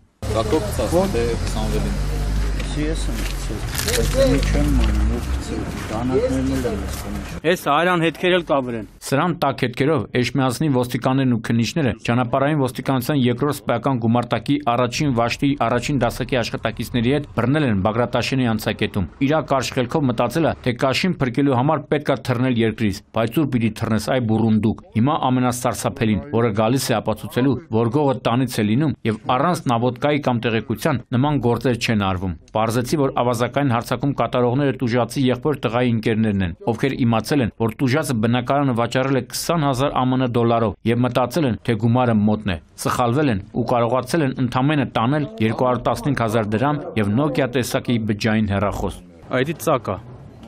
Այսինքն աչքերի տեղ է։ Հարևանները միամուռ ասում են, թե հալալա ոստիկաններին ու քննիչներին, որ շուտ բացահայտեցին ավազակային հարձակումը, թե չէ մենք էլ քուն ու դադար չենք ունենա, մտածելով, թե հաջորդը մենք ենք լինելու։ Իրոք հալալա, այ եթե նույն կերպ բացահայտվեն նաև Սիլիկյան թաղամասի ավազակային հարձակում կատարող ճյուղաղներին, վերջնականապես կասենք very good։ Հիմա անցնենք ողբերգական ելքով պատահարներին, թեպետ նախորդ երկու նյութերն էլ ոչ այլ ինչ էին, քան ողբերգություն։ Օրը ցերեկով մայրաքաղաքի Մելքումով եւ Շիրազ փողոցների խաչմերուկում վրաերթը դրամատիկ է ոչ միայն բուն փաստի, այլև որոշ հանգամանքների առումով, որոնք ուղղակի սարսափեցնող են։ Սկսենք դեպքից։ Էսեն մուխանատ հատվածն է, որ մի ճանապարհ տանում է դեպի 16 թաղամաս, իսկ ուղիղը դուրս բերում աշտարակի խճուղի։ Այս հատվածում բազմաթիվ վթարներ ու վրաերթեր եմ լուսաբանել, սակայն որ հսկա զիլը անիվների տակ առնի երկու անցորդի առաջին անգամ էր։ Աշտարակի խճուղում ունենք վրաերթի դեր կամ վիրավորներ։ Նախ ասեմ, որ ըստ դեպքի վայրում հավաքվածների անցորդները փորձել են ճանապարհը հատել չթույլատրված հատվածով, ուստի չի կարելի միանշանակ պնդել, որ զիլի վարորդը 36-ամյա Գնել Սարգսյանը մեղավոր է, չնայած որ մեղավոր է զգոնությունը կորցնելու մասով, իսկ անցորդներն ամուսիններ էին, Շիրակի մարզի Կարմրավան գյուղի բնակիչներ 45-ամյա Կամո Կարապետյանն ու 40-ամյա Հասմիկ Խոսրովյանը, կինը մահացել էր տեղում։ Իսկ ամուսնուն ծանր մարմնական վնասվածքներով տեղափոխել էին Արմենիա բժշկական կենտրոն։ Եվս մեկ դաժան իրողություն պարզեցի։ Նրանք 1 տարի առաջ մանկատնից երեխա էին որդեգրել եւ մայրաքաղաք էին եկել գործընթացի հետ կապված փաստաթղթային ինչ-որ խնդիրներ լուծելու։ Ահա որը։ Տվե շպրտելա, այս կարող է իր տեղն է, նայ հեսա, նայ։ Այս է։ Թեպետ մի քանի հավաքվածներն էլ ասում են, թե ամուսինները մայթ եզրին կանգնած են եղել, մայթ եզրին եղել, թե փողոցը փորձել են հատել չթույլատրելի հատվածով, դա պետք է պարզվի քննության ընթացքում։ Այդ արոնի վրա մի կայնեք, տղեկ, այդ արոնի վրա մի կայնեք։ Հատապիշիչ բան պետք է գա։ Կինը համացել է ամուսնում տարան, ձերոնք տարան արդեն։ Վրաերթի հետ կապված մի դրվագի էլ կուզեի անդրադառնալ, չնայած այդքան կարևոր չէ։ Այդուհանդերձ, բազմաթիվ դեպքեր ենք ներկայացրել, երբ շտապօգնության կամ դիակ տեղափոխող մեքենաները դեպքի վայր են ժամանում առանց սավանի ու անցնող գնացողը ծանր սթրես է ապրում տեսարանից։ Հարցը կարծես կարգավորվում է։ Սավանով էին ժամանել ոչ միայն շտապօգնության բրիգադը, այլև փրկարարները։ Որ խնդրեմ, մի հատ է սավան չեք տա։ Էս լրիվ փագենք էլ էսի սիրուն չէ էլի։ Տար այդ։ Այն որ ասում են ճակատագիր, հենց այս դեպքի համար են ասում։ Երբեք չես կարող համոզված լինել, թե մի րոպե անց քեզ ինչ կարող է սպասել։ Դեպքը, որն այժմ ներկայացնում եմ, հենց դրա վառ ապացույցն է։ 64-ամյա Գյոզալ Օզմանյանը Արմավիրի Ծաղկալանջ գյուղի իր տան հարևանությամբ գյուղատնտեսական աշխատանքները կատարելիս եղել, երբ հայտնվել է Ալիկ Սաֆարյանի շիստոտը ու նրան վրաերթի ենթարկել։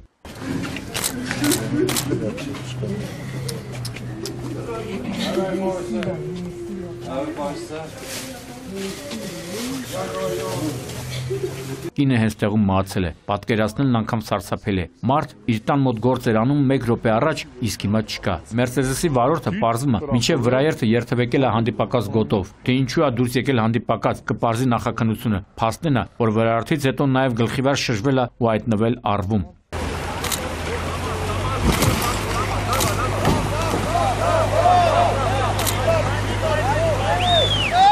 Վայ վարորդը դեպքից հետո ճողոպրել է, ու երբ տեսա ճանապարհային ոստիկանության երկրորդ սպայական գումարտակի առաջին վաշտի հրամանատար Տիգրան Գրիգորյանին, հասկացա, որ վարորդի ինքնությունը արդեն պարզված է։ Նրանք օպերատիվ տվյալներ էին ստացել, թե որտեղ է բնակվում վարորդը։ Պրակտիկան ցույց է տալիս, որ վթարից, վրաերթից հետո մեղավորների ճողոպրումը մեծապես պայմանավորված է հաշվեհարդարի նկատմամբ վախով։ Ամենայն հավանականությամբ սա նույնպես կարծել է, որ եթե չհեռանա, ապա հայտնի չէ, թե ինչ կլինի։ Բայց մի նկատառում, եթե վրաերթից հետո սթրեսը չի մթակնում ուղեղը եւ մարդը ընդունակ է գնահատել իրավիճակի լրջությունը, ապա ոչ մեղսունակության, ոչ էլ ոչ սթափ վիճակում գտնվելու մասին խոսք չի կարող լինել։ Չեն կարող տրակտորմոտից ցնենք բարձրացնի ապտոմի։ Չհամա, չէ, ժողովը լավն է։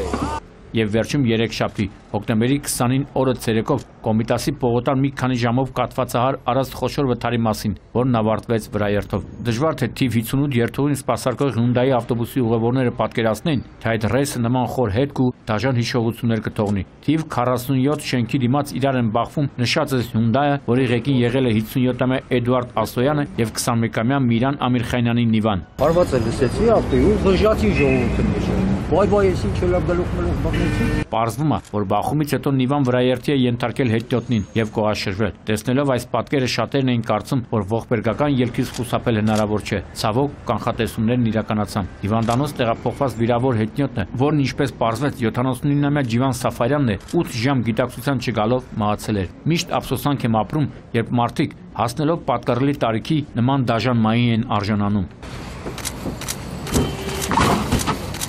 Դեպքի վայրում նաև պարզեցի, որ Նիվայի վարորդը ճողոպրել է, ու որ այս տեսանյութի սկզբում նշեցի 21-ամյա երիտասարդի անուն ազգանունը, այնպես չի, որ միանգամից էր պարզվել։ Դրա ինքնությունը պարզելու համար տևական ժամանակ պահանջվեց, քանի որ վթարից քիչ անց դեպքի վայր էր հասել միջին տարիքի մի տղամարդ եւ փորձում էր քննիչին ու ճանապարհային ոստիկաններին համոզել, թե Նիվայի ղեկին ինքն է եղել, բայց ապարդյուն։ Իրավապանները ստույգ տեղեկատվություն ունեին վարորդի մասին, հասկանալով, որ իրավապանների ականջներին լապշա կախելով ոչ մի հարց չի լուծվի, տղամարդն ի վերջո հանձնեց իրական վարորդին, որն ինչպես պարզվեց, նրա որդին էր, 21-ամյա Միրան Ամիրխանյանը։ Թե ասա ում էր պետք այդ թատրոնը, որդին չխուսափեց քրեական պատասխանատվությունից ու չի բացառում, որ հայն էլ սուտ մատնության համար ծանոթանա քրեական օրենսգրքի համապատասխան հոդվածի հետ։ Գագիկ Շամշյան, Սուրանկյուն։